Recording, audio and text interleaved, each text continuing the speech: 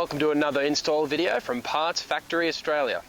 Today we are going to be throwing in an alternator on this 2005 to 2012 TK Barina hatchback. Now luckily for us and you, I have brought along a sidekick today just to help me get it done a little bit quicker.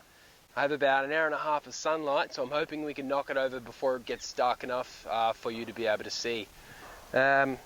Now my sidekick's name is Charlie. She's a little camera shy today, so doesn't want to look straight, but she'll be right next to the car the whole time, so you can. She'll show you the tricks and the tips and the tricks of the trade, I guess. Won't you, girl? All right, let's get into it. Right, this one can be a little bit of a pain. It's tucked behind the engine, not in front. A lot of alternators are tucked to the side of the front of a motor.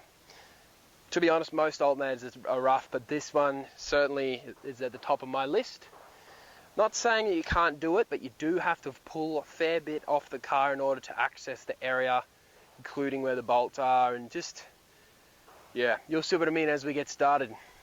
Now, this product is available on our website, www.partsfactoryaus.com.au. That's partsfactoryaus.com.au. I think they're currently valued at about 185 bucks with free postage. Does include this free installation video, which you're probably seeing first anyway, so that doesn't help. But yeah, look, they're a high quality item. We warranty them for 3 years. They'll probably go far and beyond that, but yeah, that's about all I have to say. Let's get into the fit.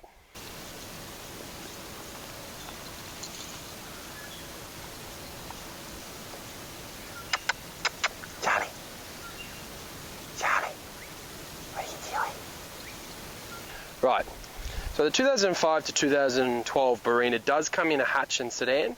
However, they both have the same motor, so this will work for both vehicle kinds. Now, not sure if you're going to be able to see this properly, but if you look straight through there, behind that pipe, hopefully, you can see that piece of aluminium just there. That's what we're going for. It's your alternator. Charges the car as you drive. It's very important. I'll show you the first steps.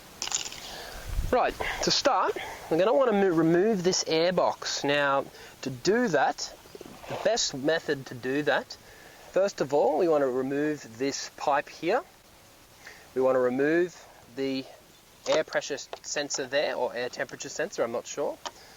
We want to then undo or loosen the hose clamp off the throttle body. You can leave your Phillips, your flathead screwdriver on the top. Now you'll need a 10mm and some sort of wrench. So you want a large extension bar, some sort of wrench, the 10mm on the end. Voila. There's a bolt down the bottom. Make sure you're in loosen mode. Now, you don't want to pull the screw up with the socket, you want to pull it up by hand and grip onto it. There should be one there,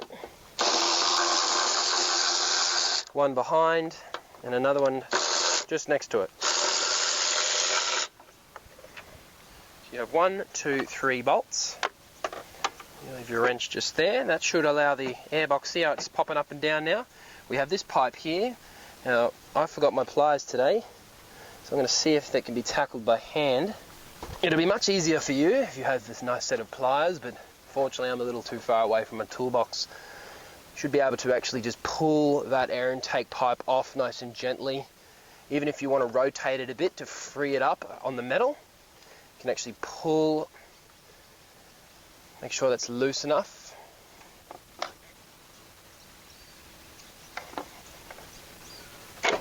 You can see how that kind of just wraps around that aluminium.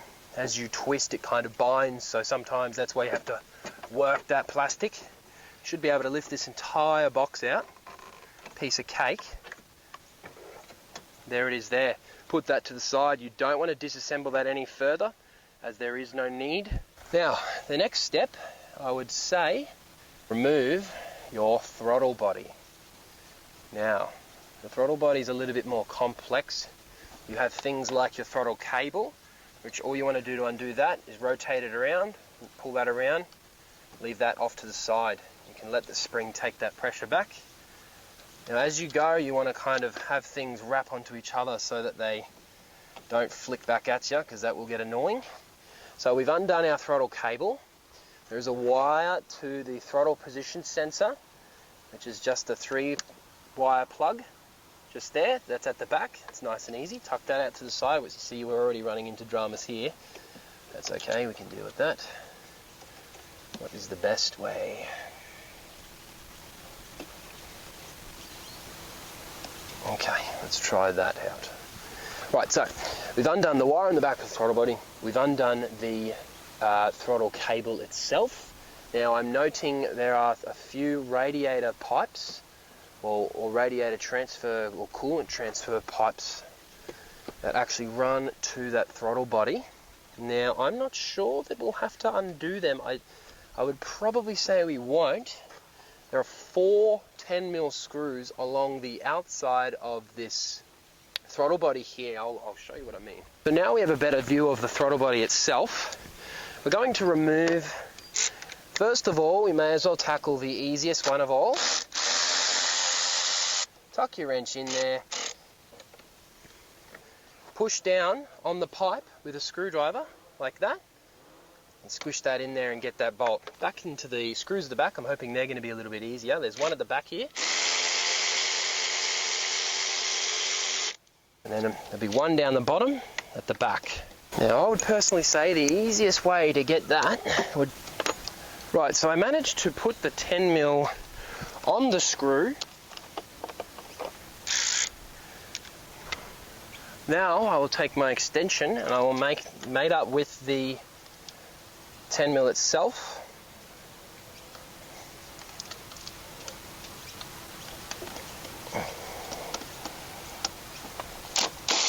And then I will allow the wrench to do the rest. You see the throttle body comes to the side like that, which is good news, because that actually then means that we can pull our alternator straight up and through. Now there's this high pressure power steering line I'm noticing it's right in our way. It's not to worry, I think. Judging on the design, I'm going to unplug that aircon pressure sensor. That's not going to do anything. Right, so now that we're getting into the more delicate electronic areas, I want to probably take the earth off the battery, allow the car to drain of all power inside of the electrical system before going on. I'd probably say that'll take about 30 seconds to a minute. At this point, we'll be taking a 15mm ring spanner with a indented head on it, and we will actually put the 15mm ring spanner down to the belt tensioner. Now, providing you've undone the top bolt out of the alternator actually pops in towards the engine itself, and that gives you the area to actually pull the fan belt off the pulley. You should be able to put the 15mm on the belt tensioner, pull it towards the front of the car. The belt tensioner will slacken the fan belt, and the fan belt will pull off the pulley of the alternator by hand. This bolt that I'm currently showing you is the bolt that holds the bottom of the alternator to the aluminium bracket. It cannot be pulled out as the bolt runs into a bracket. I decided you must remove the full aluminium bracket from the bottom.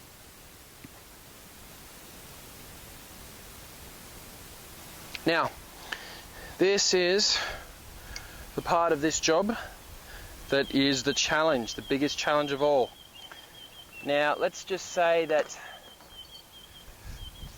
where you are, the bracket faces this direction, and it plugs onto the engine block itself. And you have your large bolt through the top, you have your small bolt, which is visible without removing the alternator, and then you have the final bolt here. The challenge is to reach around the back, 14mm this one out, 14mm that one out, and 14mm the bottom one out. The bracket drops down, pull the bolt out. Okay.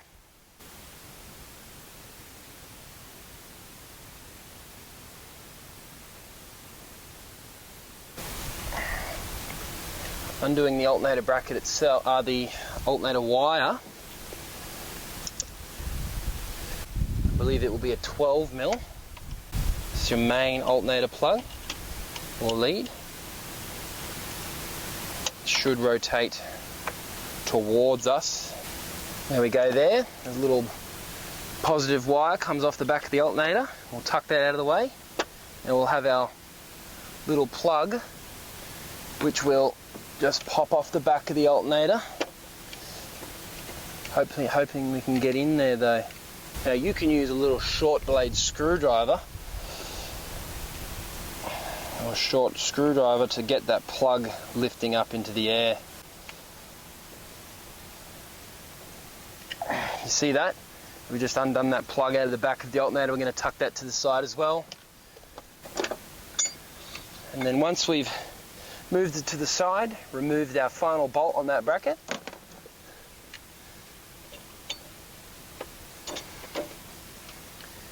We should be able to lift the alternator out through the hole. There's our beloved bolt, the one that runs into the bracket. So now that that's off, we can pull our aluminium bracket up and have a look at what we were talking about. What we're going to do to make this a bit easier is I've noticed this bracket here can be removed with one, possibly two bolts. If we remove this bracket,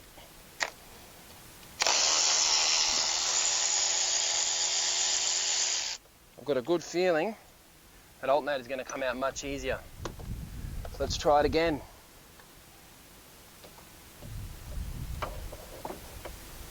There it is there. Voila. Right, let's face it, that was an absolute challenge.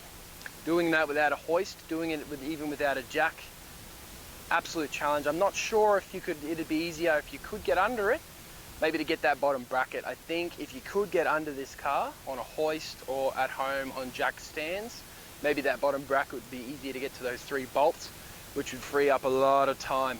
Now, we realized that we shouldn't pull that bolt out of here until we loosen up that bracket because of a bracket here that as we pull that bottom alternator bolt, it was actually running into something. You wouldn't be able to get it out.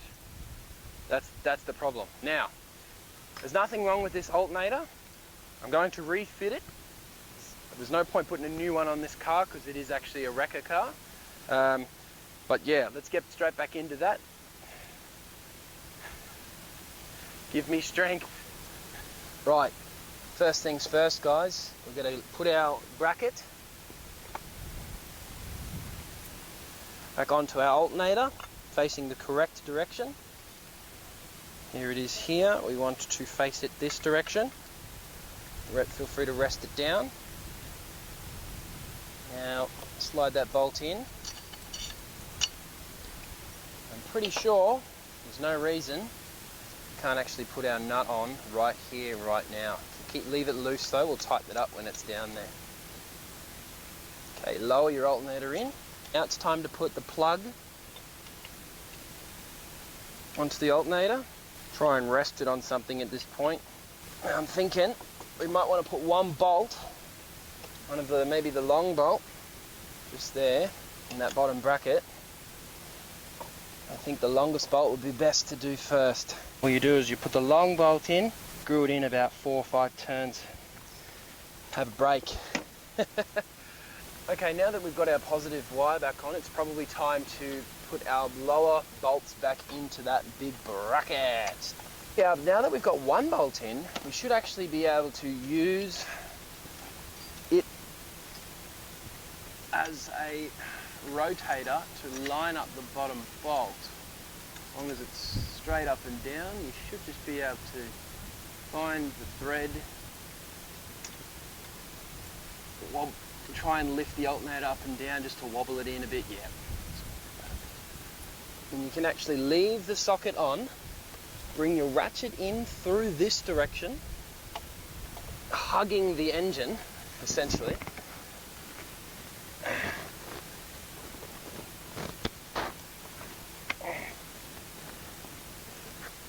You get your hand right through onto the trigger. You use your left hand to relocate the socket. Heaps of room in here once you're behind the engine. You can hear that tighten up there. And right, so I've just finished the 3 large bolts, nice and tight. Bit of a pain in the ass. It's time to tighten up the actual main alternator bolt, the horizontal one. Yep, there we go. Now we put our top bracket back on.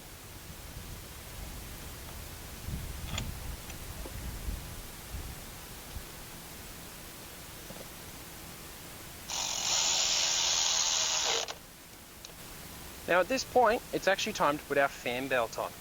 I'm sure you understand how to do that, as it is actually just doing the same thing as you did the first time, but in reverse. I'm not going to film me doing that because I am going to run out of camera battery, but I'm sure you can appreciate that I've already given you the adequate instructions to get the task done. Right, it's actually best to make sure that you haven't done this bolt tie so that you can bring the alternator this direction and have enough room to get that fan belt on. But that's on now, everything's straight. It's actually easier than getting it off, which is nice. Now we put our main alternator bolt back in the top of the alternator itself, back into our little aluminium bracket. Let's put our high pressure line back onto our alternator, just a 12mm nut.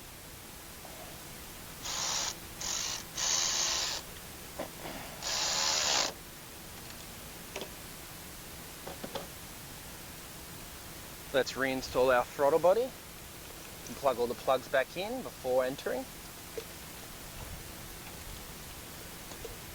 There's nothing too complicated here, it's just doing everything in reverse.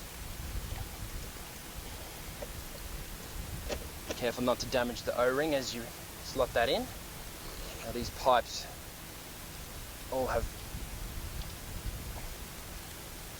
the correct ways to go. I believe that this water pipe runs along the side of the engine. This power steering pipe sits there. Remember, you have your aircon wire. Let's put our 10mm nuts back on to the throttle body itself, allowing it to become flush.